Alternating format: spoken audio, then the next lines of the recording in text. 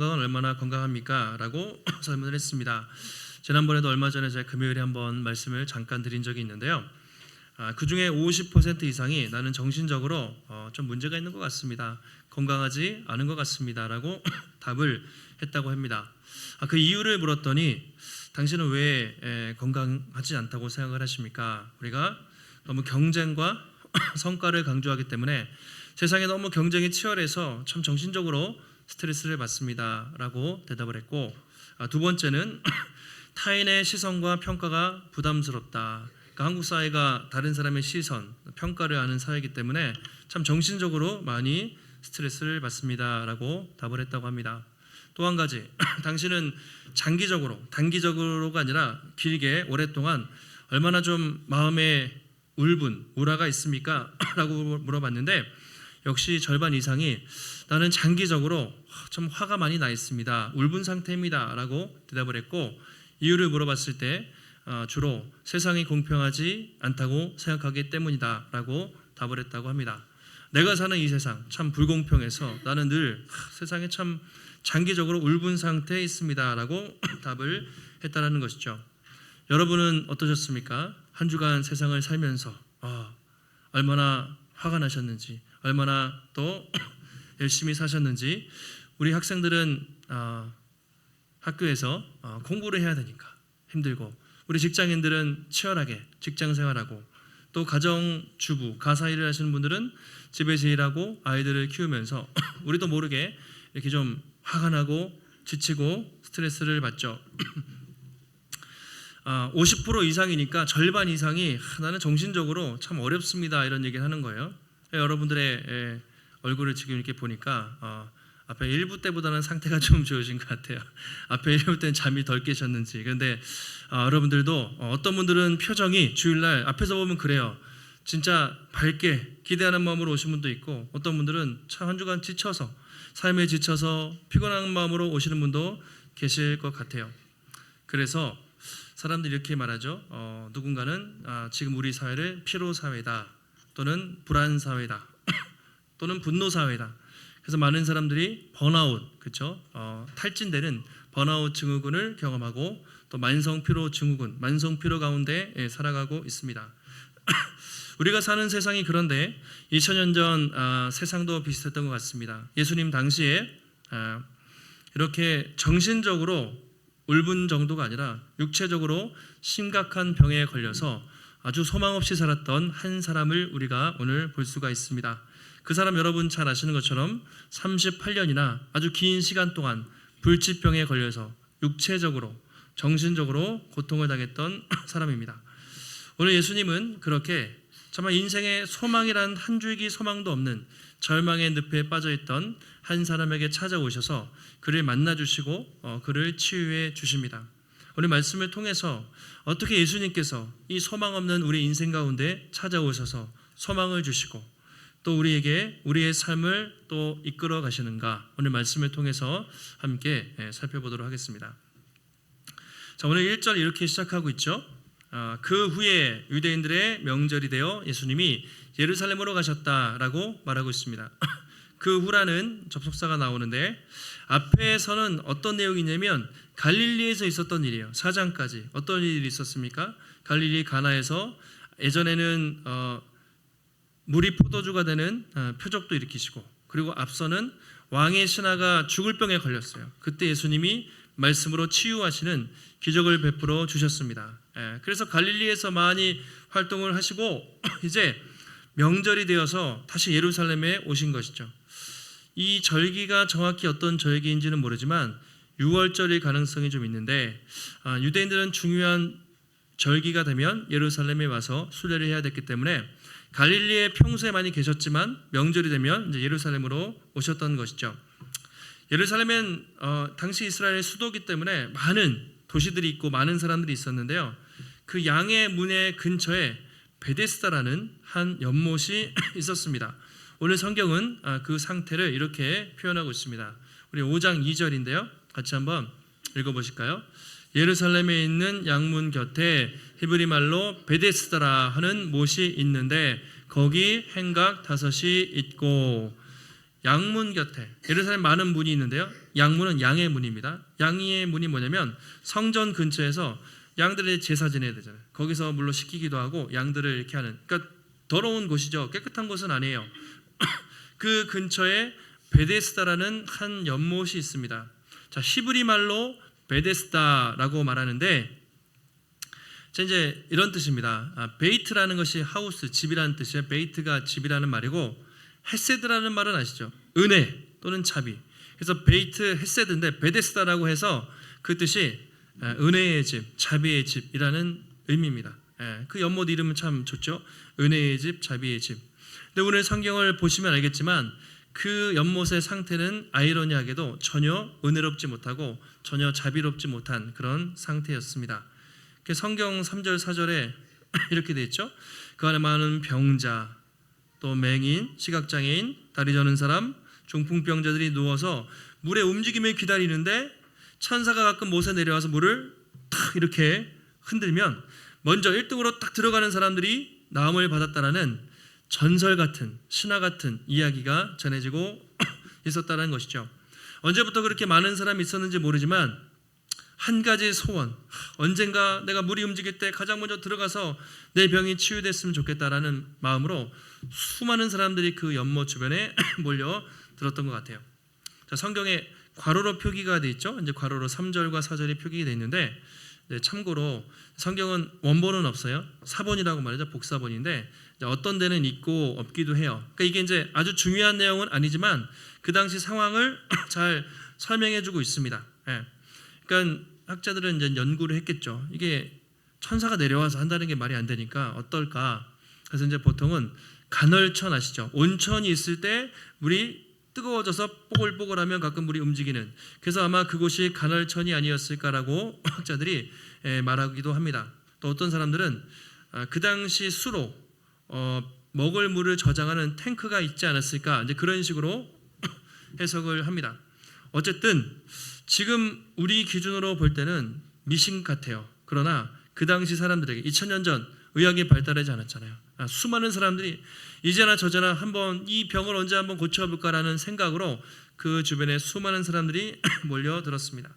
그러니까 베데스다는 지금으로 말하면 뒷골목이에요. 사람들이 가고 싶어하지 않은, 더럽고 냄새나고 병자들이 우글우글거리는 그런 인생의 뒷골목, 밑바닥 같은 곳이었습니다.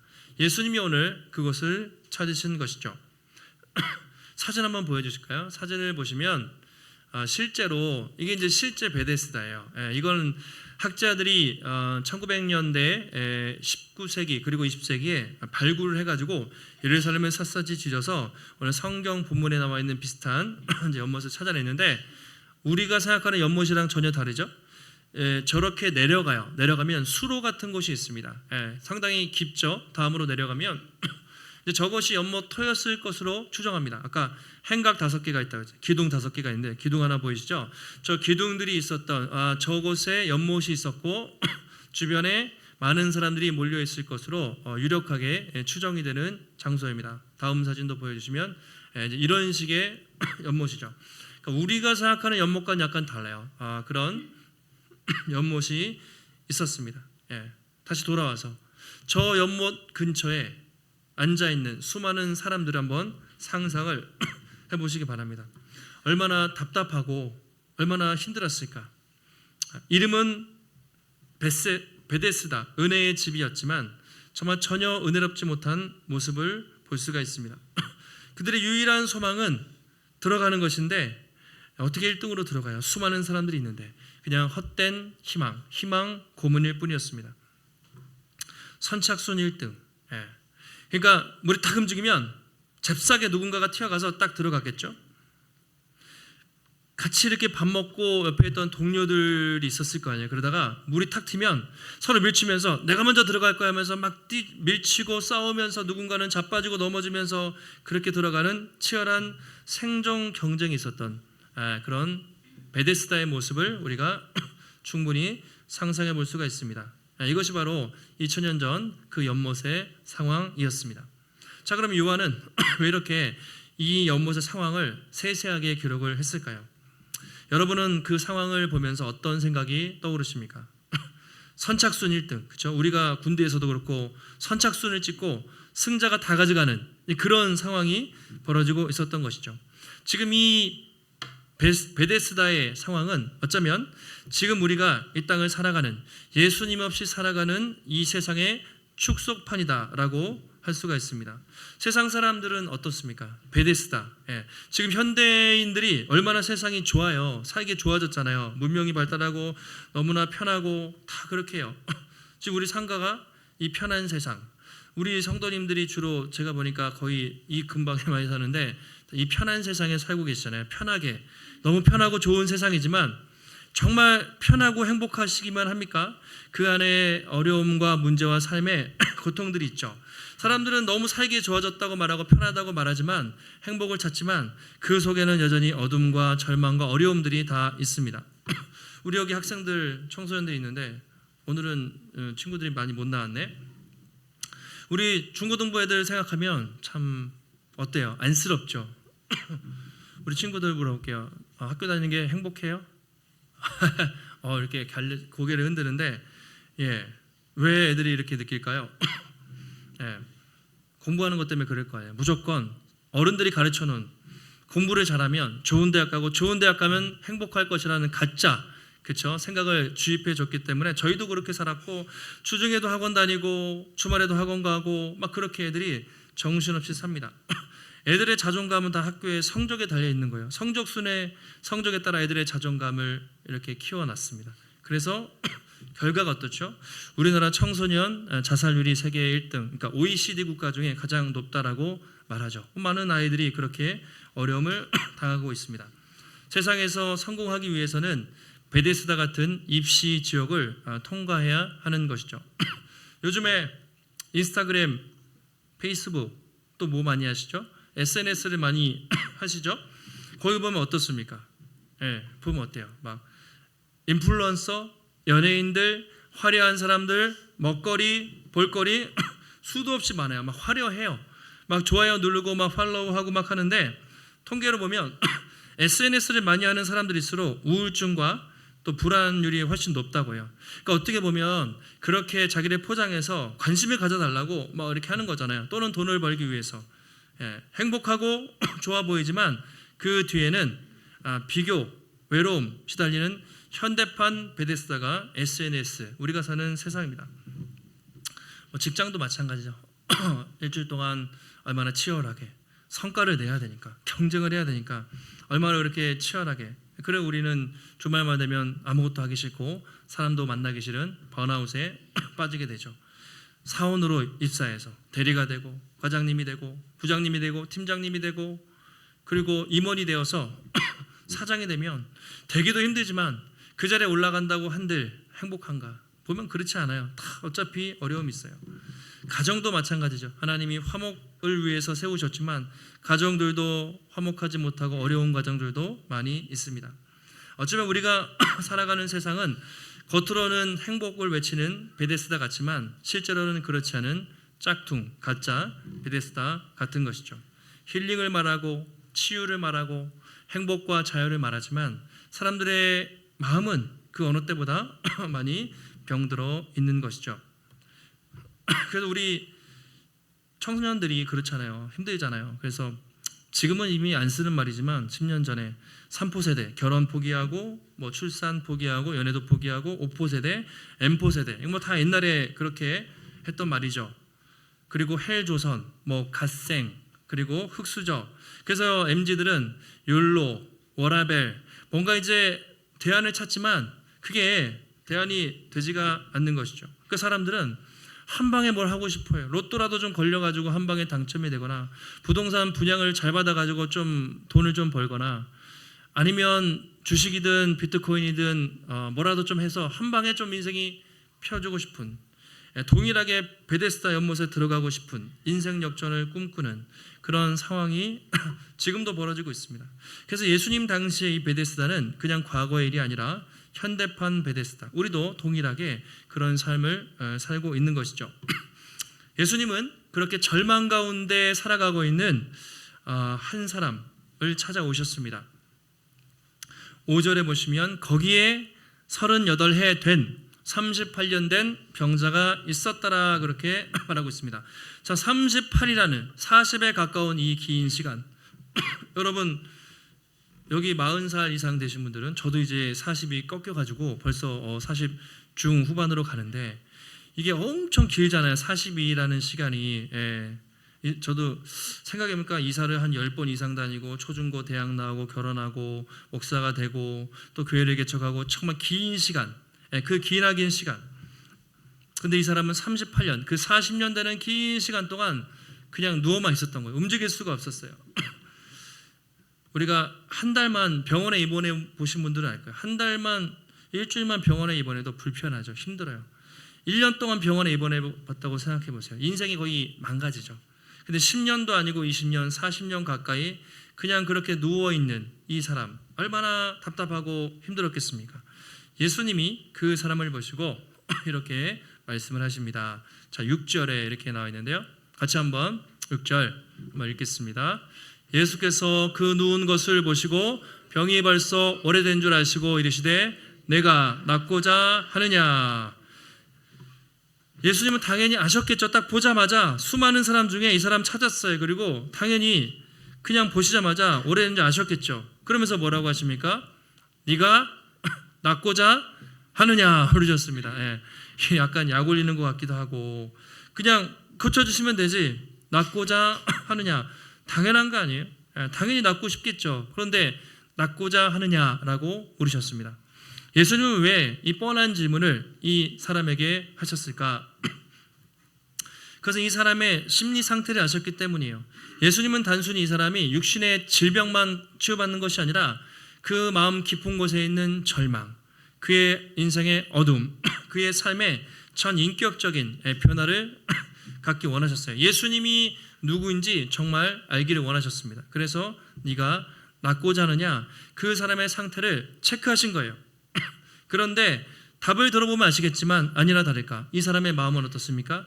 전혀 자기가 나을 것 같은 기대감이 전혀 없었습니다. 7절에 주님 물이 움직일 때 나를 이 연못에 넣어주는 사람이 없어서 내가 가는 동안 딴 사람이 먼저 갑니다 라고 대답을 합니다. 보통 여러분 같으면 병에 걸렸어요. 정말 오랫동안 정말 낫고 싶어요. 누군가가 낫고 싶으냐 물어보면 뭐라고 하시겠습니까? 네, 정말 낫고 싶습니다. 정말 간절히 말하거나 또는 아니 제가 이렇게 오랫동안 병을 못 고쳤는데 말도 안 되는 소리 하지 말라고 거절을 하겠죠. 믿든지 불신하든지 둘 중에 하나. 근데 오늘 이 병자는 그렇게 대답하지 않습니다. 주님, 이상한 소리예요. 물이 움직일 때 나를 못에 넣어주는 사람이 없어서 내가 들어갈 수 없습니다. 이렇게 대답을 합니다. 이렇게 말하는 이 사람의 심정, 마음 상태는 어땠을까요? 한마디로 절망이죠. 기대감이 없어요. 자기가 나을 것이라는 기대감이 전혀 없습니다. 또 한 가지 원망. 내가 38년이나 여기 있었는데 다 자기들끼리 먼저 치고 가가지고 자기들 나으려고 하지 한 번도 나를 누가 데리고 가거나 한 번도 나를 도와준 사람이 없어요. 이 불공평한 세상에 대한 원망과 절망 또는 불신, 이것이 가득한 것이죠. 어쩌면 이 사람의 문제는 육신의 질병보다도 이 절망과 분노와 원망, 그 마음 또는 그 영적 상태가 더 심각했던 것입니다.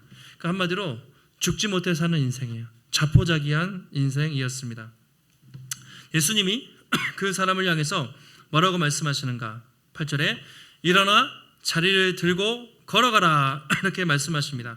뭔가 자리에 돗자리 같은 걸 깔고 있었던 것 같아요. 자리를 들고 일어가라. 근데 예수님은 일로 와봐. 내가 연못에 넣어줄게. 그게 아니라 그냥 뭐 하셨죠? 말씀만 하셨죠. 일어나 자리를 들고 걸어가라. 그때 어떤 일이 일어납니까? 이 사람이 곧 나와서 자리를 들고 걸어가니라 그렇게 말하고 있습니다. 놀랍게도 예수님의 말씀 한마디에 이 38년 동안 치유되지 않았던 그 질병이 기적같이 놀랍게 치유가 된 것이죠. 말씀으로 예수님은 치유하셨습니다. 앞에 4장에서도 왕의 신하가 내 아들이 죽을 것 같습니다. 가버나움에 가서 아들 좀 살려주십시오 라고 했을 때 예수님이 가셨습니까? 가서 안수하셨습니까? 아니죠. 뭐라고 했죠? 가라. 네 아들이 살아있다 말씀하셨어요. 말씀 한마디로 돌아가 보니까 그 아들이 회복이 된 것이죠. 바로 이것이 예수님의 말씀의 능력입니다. 예수님은 말씀으로 어떻게 하셨죠? 온 세상을, 하늘과 땅과 우주와 만물과 인간을 말씀으로 창조하셨어요. 그가 말씀만 하면 뭐든지 그대로 이루어지는 것입니다. 예수님이 말씀만 하시면 눈먼 자도 보게 되고, 안 들리는 자도 듣게 되고, 안진뱅이도 일어나게 되고, 죽은 자도 살아나는 그 어떤 불치병도, 아무리 큰 고통 중에 있는 자도 주님이 말씀만 하시면 치유받는 것이 예수의 이름의 능력이죠. 믿으십니까? 예수님의 능력이죠. 그래서 베드로가 사도행전 3장에서 예수님 승천하시고 나면서부터 안진뱅이가 성전 안에 있는 거예요. 성문 앞에 있는 걸 보고 뭐라 하죠? 은과 금은 내게 없지만, 내가 돈도 없지만, 아무것도 없지만 내가 내게 있는 것 주노니 곧 나사렛 예수 이름으로 일어나 걸으라 똑같이 명령했을 때 그 사람이 뻘떡 일어나서 뛰어다니면서 그렇게 다녔다라고 그렇게 말하고 있습니다. 바로 이것이 예수 이름의, 예수님의 말씀의 능력인 것이죠. 브루스 밀른이라는 이제 요한복음 주석가가 이렇게 설명했어요. 문제가 얼마나 크고 심각한지보다 그 문제를 누가 다루시는지를 아는 것이 더 중요하다라고 말했는데, 자, 문제가 얼마나 크고 어려운지 우리 생각에는 38년 정말 귀머거리 또는 시각장애인 이건 불가능한 것이지만 더 중요한 건 그 문제를 다루시는 분이 누구냐. 문제보다 크시고 온 우주 만물을 통치하시는 예수님이 누구신지 알고 그분을 붙잡는 것이 더 중요하다라고 말하고 있습니다. 이 믿음 있는 사람은 문제 앞에서도 위축되지 않죠. 문제보다 크시고 문제를 통해서 역사하실 주님을 붙잡기 때문에 흔들리지 않는 것이죠. 우리 오늘 이 병자를 통해서 진짜 은혜가 무엇인지를 우리가 한번 확인할 수 있습니다. 여러분, 이 병자가 치유를 받았는데 이 사람이 회복되기 위해서 이 사람이 한 것이 무엇이 있습니까? 아무것도 없죠. 이 사람이 예수님을 찾아온 것도 아니에요. 예수님이 찾아가셨어요. 네가 낫고자 하느냐 물어보셨을 때 나을 기대감도 없었고 주님 믿습니다 믿음도 없었어요. 아무것도 한 것 없이 그냥 죽지 못해 사는 인생이었습니다. 그런데 예수님은 그에게 찾아가신 거예요. 주권적으로 찾아가셔서 기대하지 않았던 병을 치유하시고 회복을 해 주신 것이죠. 우리가 이것을 은혜라고 합니다. 기대하지 않고 또 받을 것 자격도 없는 사람이 선물로 값없이 받는 것을 은혜라고 합니다. 이 베데스다 연못에 예수님이 오시기 전까지는 정말 무늬만 베데스다였어요. 무자비한 집이었습니다. 이름은 자비의 집이었지만 무자비한 일들이 그 안에 벌어지고 있었습니다. 근데 예수님이 오셨을 때 정말 은혜의 집, 치유의 집, 베데스다가 된 것이죠. 요한계시록 21장에 보시면 예수님이 하신 말씀 중에 나는 알파와 오메가요 처음과 마지막이라 내가 생명수 생물을 목마른 자에게 비싸게 팔리니가 아니라 값없이 주리니 누구나 와서 마시라. 목마른 자도 올 것이요 원하는 자는 값없이 생명수를 받을 것이니라. 복음은 값없이 누구에게나 다 열려있는 것이 복음이죠. 지금도 세상은 1등만 기억하고 승자가 다 모든 것을 독식하고 가진 사람들이 더 많이 가지고 하고, 그렇죠? 공부를 잘하는 사람, 스펙이 좋은 사람, 외모가 좋은 사람, 돈이 많은 사람, 그런 사람들이 싹쓸이하는 것이 세상입니다. 그 사람들은 늘 지치고 피곤하고 약자들은 더 고통을 당하는 것이 세상의 법칙이죠.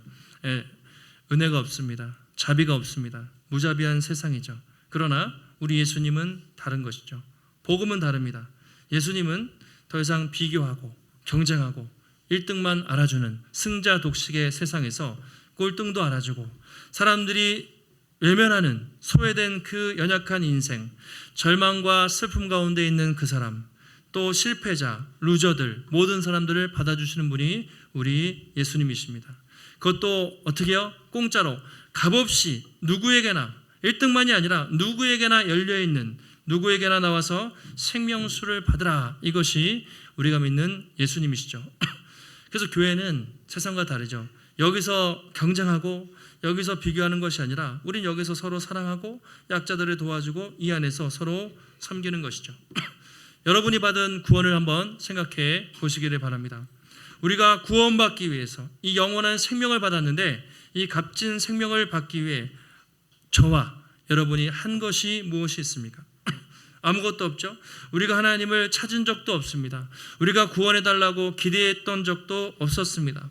그러나 우리 주님이 우리 인생의 어느 순간인가 찾아오셔서 우리를 만나주시고 우리에게 참된 베데스다, 참된 은혜를 베풀어 주신 것이죠. 오늘 요한은 요한일서 4장 9절에서 이렇게 말해요. 요한이 쓴 또 다른 편지죠. 요한일서 4장 9절 10절에 보시면 하나님의 사랑이 우리에게 이렇게 나타난 바 되었으니 하나님이 자기의 독생자를 세상에 보내심은 그로 말미암아 우리를 살리려 하심이라. 그 밑에 구절 한번 읽어보실까요? 사랑은 여기 있으니 우리가 하나님을 사랑한 것이 아니요 하나님이 우리를 사랑하사 우리 죄를 속하기 위하여 화목제물로 그 아들을 보내셨습니다. 아멘. 하나님의 사랑이 어떻게 나타났습니까? 자기의 사랑하는 아들을 내어주실 만큼 사랑하셨다. 그리고 사랑의 정의가 무엇입니까? 우리가 하나님을 사랑한 적이 없습니다. 하나님이 우리를 사랑하사 우리 죄를 대속하기 위하여 화목제물로 아들을 보내심으로 우리의 사랑에 하나님께서 우리 얼마나 사랑하시는지 보여주셨다는 것이죠. 여러분 지금도 사람들은 또 여러분들이 내일부터 세상에 나가면 우리는 그 짝퉁 베데스다에서 비교하고 경쟁하며 살 것입니다. 그리고 세상 사람들이 말하는 가치관, 더 좋은 학교를 나오면 행복하고 돈이 많으면 행복하고 또 더 넓고 편한 집에 살면 행복하고 그런 끊임없이 세상이 주는 이런 잘못된 가르침 가운데 살 거예요. 물론 그런 게 있으면 조금은 편할 수는 있겠죠. 그러나 우리 인생의 문제가 해결되지 않는 것이죠. 그래서 바울이 디모데전서에서 디모데에게 이렇게 교훈한 적이 있습니다. 망령되고 허탄한 신화를 버리고 경건에 이르도록 내 자신을 연단하라 이렇게 얘기했어요. 망령되고 허탄한 신화가 뭡니까? 이런 세상적인 가르침이에요. 1등해야 행복하다, 좋은 직장 가고 그리고 성공하면 행복하다라고 말하는 그런 것들이 망령되고 허탄한 신화예요. 그렇게 돼서 행복하지 않습니다. 그것이 우리에게 진정한 행복을 주는 것이 아니죠. 그런 세상의 가르침을 버리고 경건에 이르도록 자신을 연단하라. 경건은 하나님을 경외하는 것이고 주님을 붙잡는 것입니다. 내 인생이 나에게 달려있는 것이 아니라 하나님께 달려있음을 고백하고 주님께 맡기는 것이에요. 경건은 어떻게 해요? 범사에 유익해요.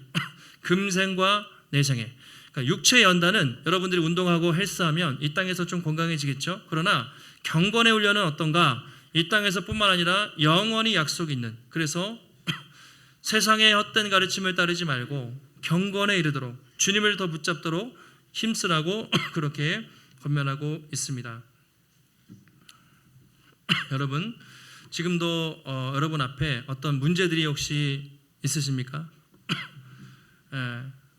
38년 된 이 병자도 말씀으로 고치신 것처럼 주님이 때가 되면 반드시 우리를 고치실 것입니다. 주님은 단순히 우리의 육체의 질병을 치료하기 위해서 오신 분이 아니에요. 단순히 우리 인생을 조금 더 행복하기 위해서 오신 분이 아니라 죄와 사망에서 아무 소망 없이 살던 우리를 그 권세에서 건지시고 영원한 생명을 주시기 위해서 오셨고, 그가 십자가에 달려 죽으시고 부활하심으로 우리는 세상에서 누릴 수 없는 영원한 생명, 그 소망을 얻게 된 것이죠. 이것이 예수님이 이 땅에 오신 이유이자 우리가 주님을 예배하는 이유가 되는 것입니다. 혹시 이 중에 오늘 이 38년 된 병자처럼 무기력증에 빠진 분이 계시다면, 너무 오랫동안 침체에 빠져 있을 수도 있습니다. 아니면 내 인생에 대한 기대감이 없어요. 내 미래가 어떻게 될까? 인생에 대한 기대감이 혹시 없는 분이 계십니까? 오랫동안 기도해도 응답되지 않은 기도의 제목들, 오랫동안 복음을 전해도 응답이 없는 가족들, 오랫동안 기도해도 돌아오지 않는 나의 자녀들, 오랫동안 해결되지 않는 문제들, 오랫동안 해도 넘어지는 나의 죄악들, 이 나라와 민족을 보면서 도대체 이 나라가 소망이 있을까? 라고 생각이 될 때, 여러분 오늘 이 말씀을 기억하시기 바랍니다. 네가 낫고자 하느냐? 네가 낫고자 하느냐? 혹시 여러분의 마음속에도 그런 낙심과 절망이 있다면 이 말씀을 기억하셔야 됩니다. 일어나 걸으라. 주님 오늘도 이 말씀에 아멘으로 화답하는 사람들에게 우리가 기대하지 못하는 새롭고 또 놀라운 일을 행하실 줄 믿습니다. 때론 우리는 포기해요. 우리 인생을 포기하지만 주님은 절대로 우리를 포기하지 않으십니다.